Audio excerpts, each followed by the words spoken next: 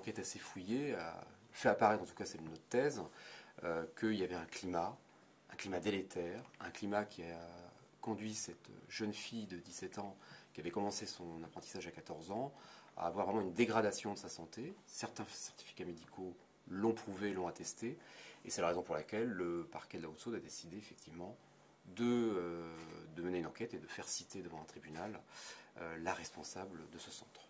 Pour autant, comme vous le disiez tout à l'heure, il n'y a pas pour vous de responsabilité pleine et entière de la part de la propriétaire du centre. Il y a une responsabilité pleine et entière dans le climat social qu'il y a pu avoir.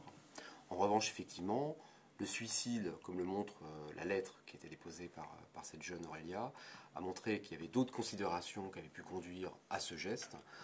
Donc bien entendu, on ne peut pas considérer que la prévenue est responsable directement. Elle n'est pas jugée pour cela, elle est jugée pour ce qu'on appelle le harcèlement moral.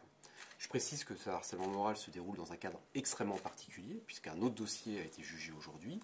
C'est le fait que cette gamine était lanceuse d'alerte et qu'elle a dénoncé dans ce centre des pratiques, des conditions qui ont conduit notamment à une malnutrition de chevaux, au décès de certains animaux. Et effectivement, cette dénonciation, ce rôle de lanceuse d'alerte a probablement effectivement conduit également à une tension plus forte qui a créé une situation d'harcèlement moral.